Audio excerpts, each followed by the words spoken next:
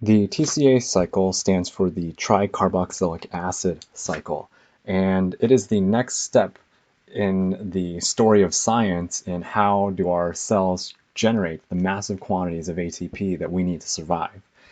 And the purpose of the TCA cycle, like glycolysis, isn't explicitly to generate vast quantities of ATP, but rather to instead generate things called high energy electron pairs, such as NADH and FADH2, which go to the electron transport chain, which I shall abbreviate ETC, not etc. And if we recall from our discussion on glycolysis, what we ended up with was pyruvate, and pyruvate is a diketone, and this will become a theme that we'll see later on in the citric acid cycle, because we'll see something referred to as a decarboxylation reaction occurring, in which we lose carbon dioxide. And in textbooks, in Leininger, the textbook I'm going off, this pyruvate molecule is something that, or this is not one of the steps that will be mentioned in the overall process of pyruvate, but it is like kind of a step zero. So just a thing to keep in mind. And what I would like to point out at this point is when we see molecules, because we're going to see this again, that have a ketone, that's a diketone with the two ketones directly adjacent to each other, what we'll see happen is this carbon, this part of the molecule that I've circled will break off as carbon dioxide. And this first or zeroth reaction of the citric acid cycle, also called the Kreb cycle or the TCA cycle, is the transformation of pyruvate into acetyl-CoA. And acetyl-CoA is the molecule that actually enters into the citric acid cycle that you'll commonly find illustrated in textbooks. And what's going to happen is we're going to have something called a molecule referred to as coenzyme A. And coenzyme A is a thiol, meaning it has some kind of functional group on it with a sulfur bonded to a hydrogen. And commonly, I will write it as this. So it will be CoAsh is what I'll refer to it as. And so this is the thiol part of coenzyme A, and it will be involved in the next, how this reaction proceeds.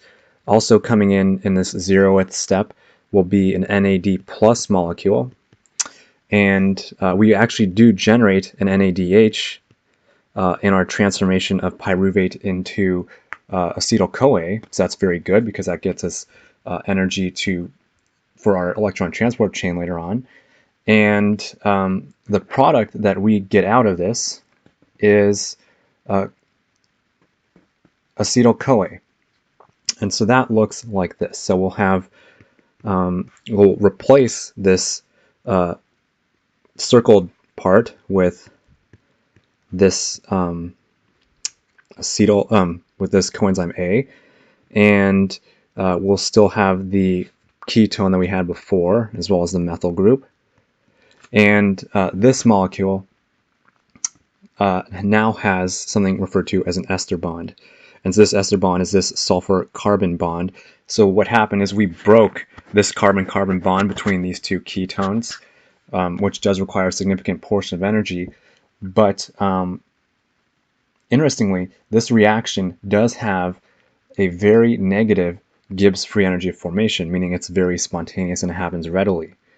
And that value is minus 33.4 kilojoules per mole.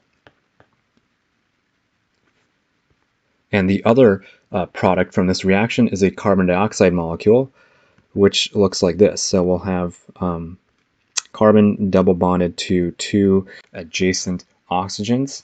And so thinking about the arrow pushing mechanism behind this reaction, we'll have this pair of electrons swing on to this adjacent carbon, and this these electrons between these ketone carbons will be taken up by NAD plus and later given to the electron transport chain. And the molecule that, or it is actually a complex of enzymes and cofactors. This is a very complicated reaction, and sometimes it is interesting how briefly we will discuss and draw arrow pushing mechanisms when people spent their lives researching this stuff. But the enzyme that catalyzes this reaction is referred to as pyruvate dehydrogenase.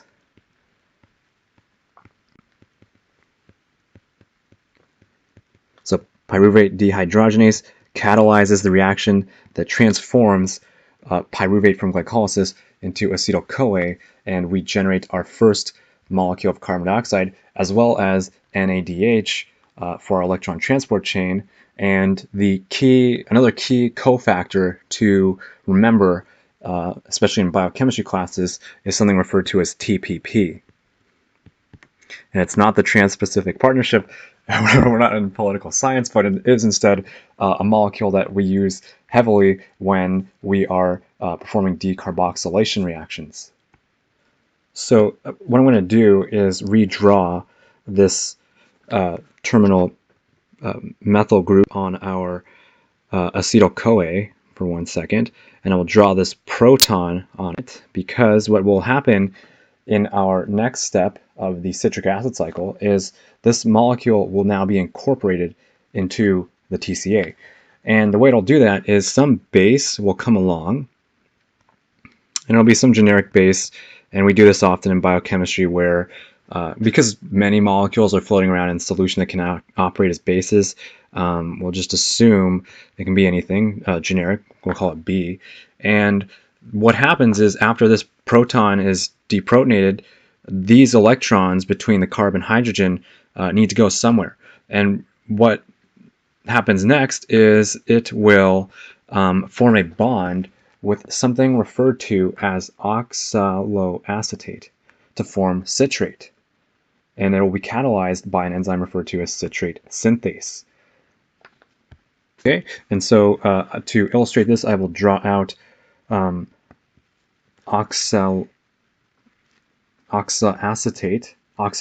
sorry, which is a molecule that looks like this. So you'll have an oxygen, and we will have ketones.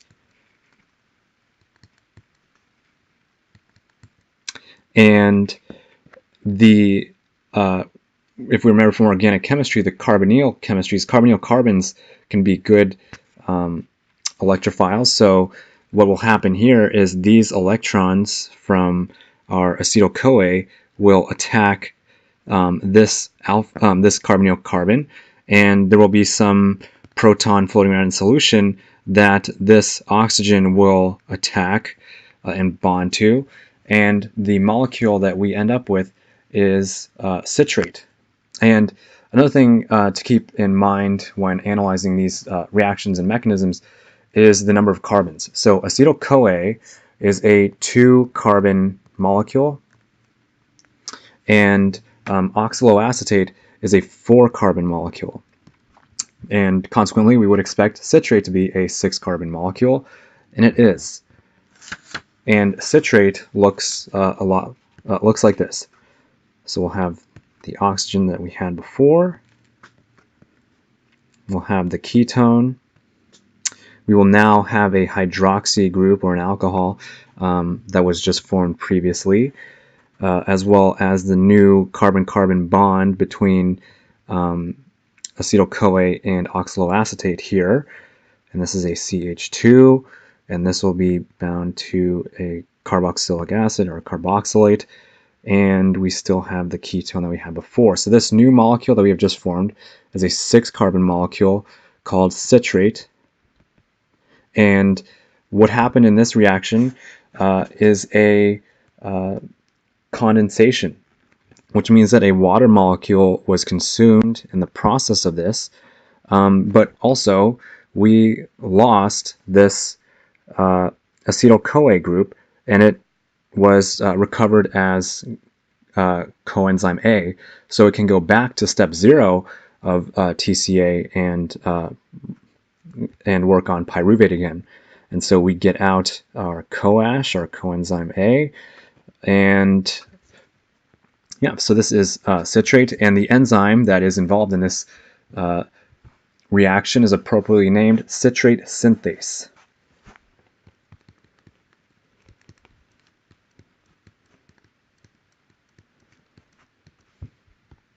Now what happens on our citrate is we will note the presence of this proton here, and on our citrate molecule, which is 6 carbons, and we will form isocitrate by switching the position of this hydroxy group between these 2 carbons.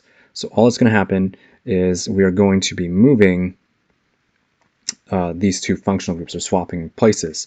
And this enzyme, or this reaction from citrate to isocitrate, is catalyzed by an enzyme referred to as aconitase. And so aconitase simply switches these 2 functional groups and moves our hydroxy to form isocitrate, which looks like this. So our hydroxy group is now here. The proton will now be here. We'll still have the rest of the molecule be equivalent to what we had before. And we do have negative formal charges on these oxygens. You might lose points on a test if you forgot that part, but the gist is still the same. And this molecule is referred to as isocitrate. This was step 2 of the citric acid cycle. This previous step was step 1. This is isocitrate, and we will note it is still a 6-carbon molecule. We haven't decarboxylated it yet, and we still have the ketone present here, which I sometimes forget. In the next step of TCA, what we'll note is this hydroxy group that we moved in step 2 will now be deprotonated by some generic base, and these electrons will go into forming a ketone, and the other proton that was bonded onto this carbon that now becomes a ketone will be taken up by NAD+. NAD+ is considered an oxidizing agent because we are reducing the number of carbon-hydrogen bonds as well as increasing the number of carbon-oxygen bonds by forming this ketone. We have a carbon double bonded to an oxygen now rather than a carbon single bonded to an oxygen. And it is common in biochemistry classes. You will need to know the structure of NAD+ as well as NADH, and what that looks like. To illustrate what's going on here is we'll have a ring like this. Looks a little bit like, sorry, I have to draw this better. We'll have some kind of ring like this, and we'll have some proton here, and bonded to this we will have an amide functional group, and the electrons, so this is the form of NAD+, the electrons between this carbon and this proton will go onto NAD+ to form NADH. And the resulting molecule will be called a beta keto acid, and it will look like this. So we'll have the same carboxylate that we had before, and now we have an additional ketone present in our molecule, as well as the same functional groups we had previously. So this was step 3 of TCA. The enzyme involved in this is a dehydrogenase enzyme because we are performing an oxidation reaction. We are removing proton from a carbon. So the enzyme is called isocitrate dehydrogenase.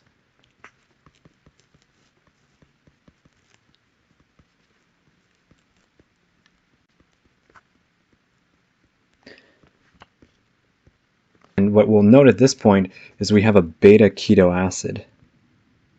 So this carbon will be the alpha carbon, and this will be the beta carbon. So hence the name beta keto acid.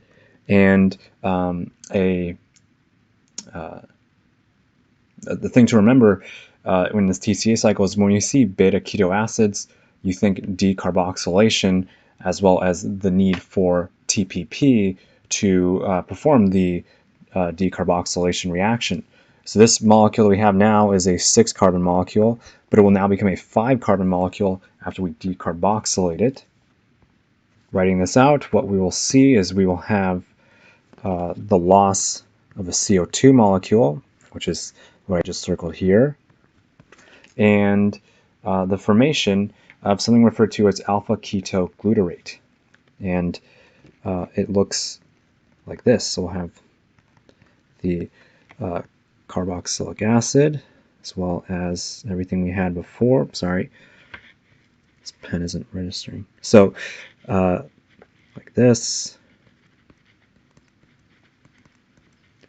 And this molecule is called alpha ketoglutarate, and I abbreviate it AKG, and this is a 5-carbon molecule.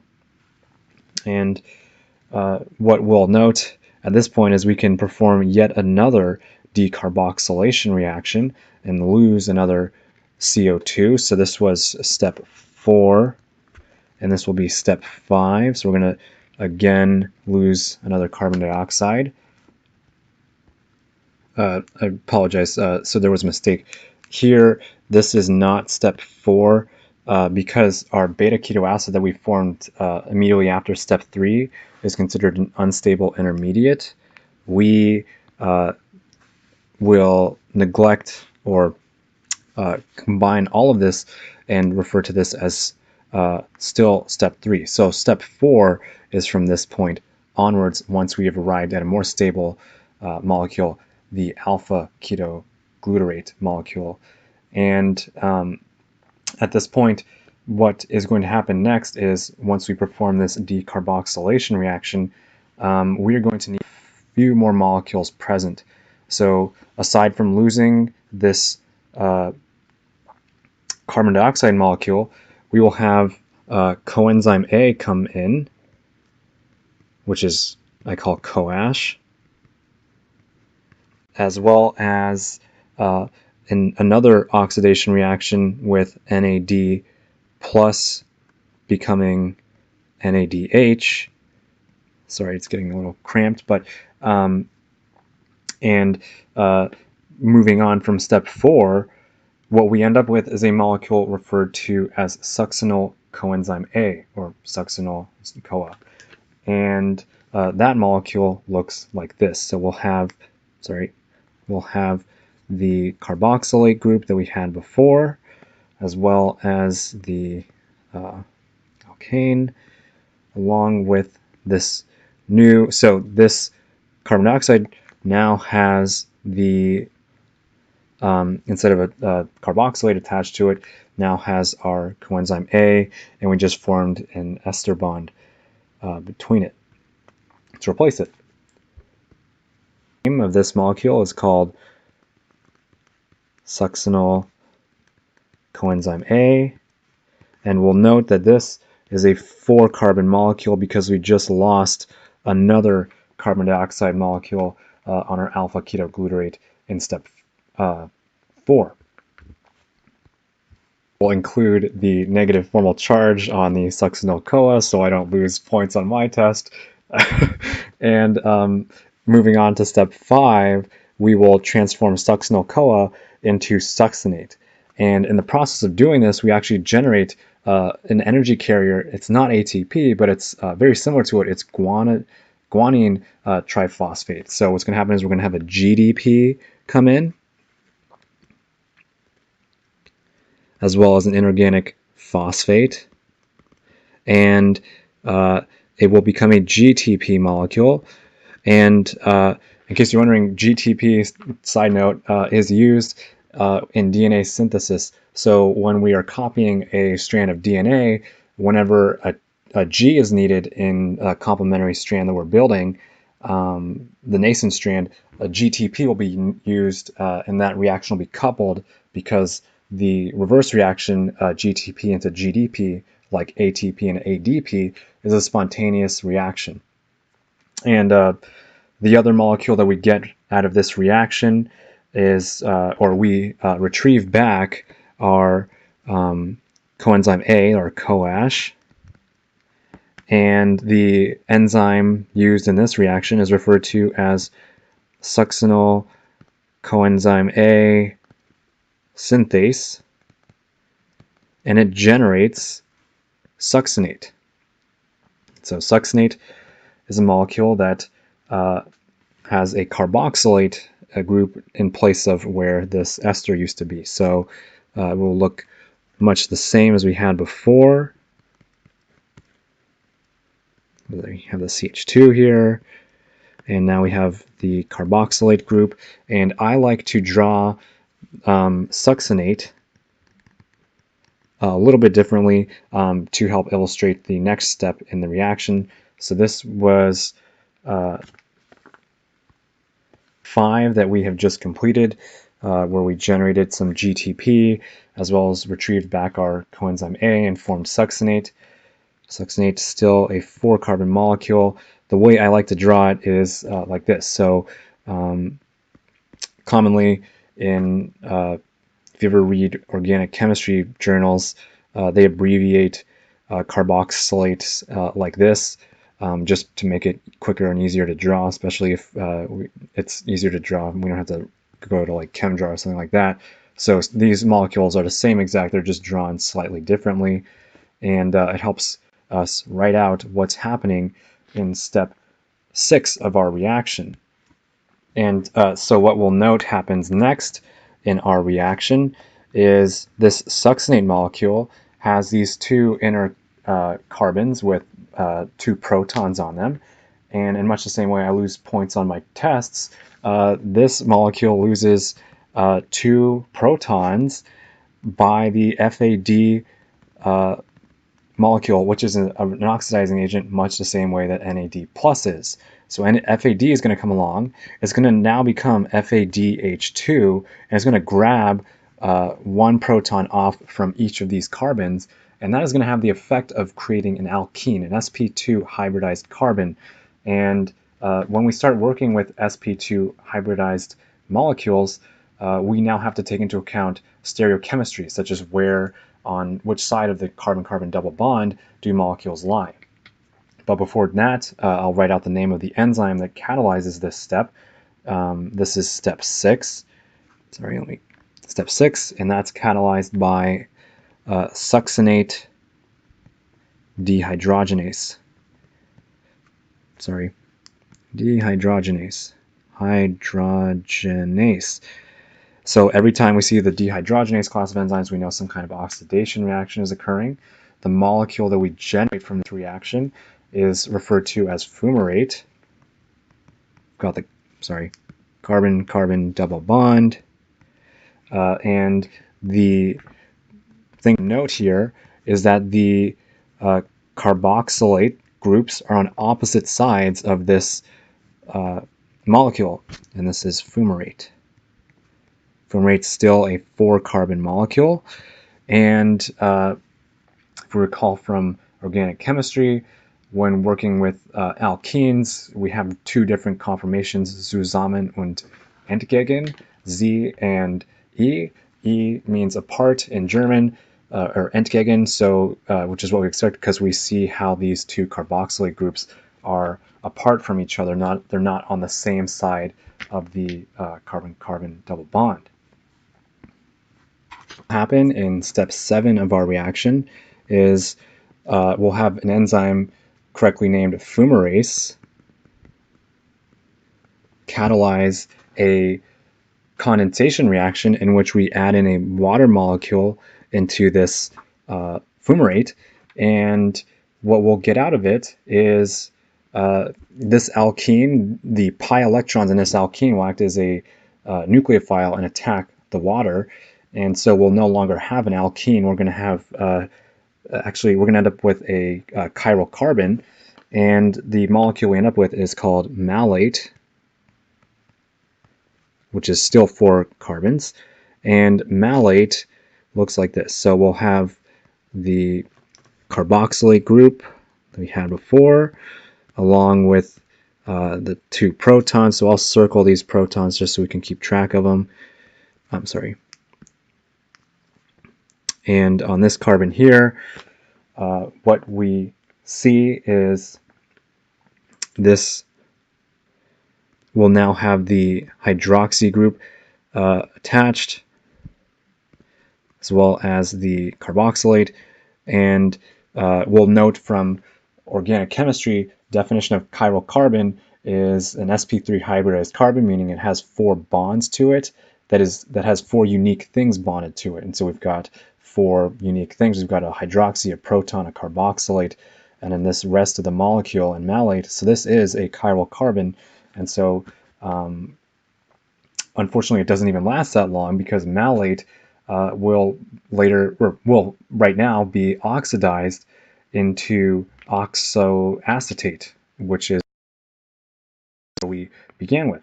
And so this was step 7 of our reaction, in which we performed the condensation reaction with the help of fumarase.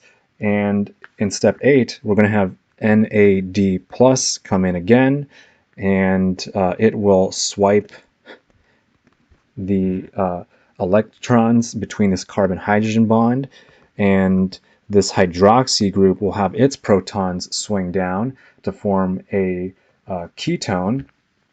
And this reaction is is catalyzed by malate dehydrogenase. So every reaction we've seen that has involved the production of NADH is catalyzed by some kind of dehydrogenase class of enzymes, which is what we'd expect. And it's also a good thing to remember in a biochemistry class. And what we end up with is oxoacetate, which, keeping to the drawing scheme I have thus far, will look like this. So we'll still have the carboxylate group. We've just formed the ketone. We will have the alkane here, as well as the carboxylate group. And this is oxoacetate. And I do believe oxoacetate is the same thing as oxaloacetate. It's just slightly abbreviated. And this was step 8 of the citric acid cycle. We'll note the symmetry of this process, and why we can even call it a cycle is because this oxoacetate will now bind to an acetyl-CoA that we generated in step 0, and this process will continue indefinitely as long as we have reactants, or there's a need to generate more ATP. And so in conclusion, what we got from one pyruvate, so just one pyruvate, and recall glycolysis yields 2 pyruvates, is it gave us 3 NADH molecules, high energy electron carriers. It gave us 1 FADH2 molecule, and it gave us 1 guanosine triphosphate molecule, which we can use in DNA synthesis or other reactions in which we need to couple it with. And yeah, that summarizes the arrow pushing, or some of a broad overview of the arrow pushing mechanisms involved in the citric acid cycle. I hope you guys find this useful. I'm sorry things get a little bit messy. I'm working on my handwriting, and the pen I have is not the greatest. But yeah, biochemistry I think is really cool stuff. And to follow this up, the next chapter in this metabolic process that life uses to generate energy is the electron transport chain, which we can get to, in which we actually end up using NADH and FADH2 to power the movement of protons across the thylakoid membranes in mitochondria that turn ATP synthase that allow us to have the energy we need to live. And that summarizes it. Thanks for watching, guys. Let me know if you have any questions, and take care.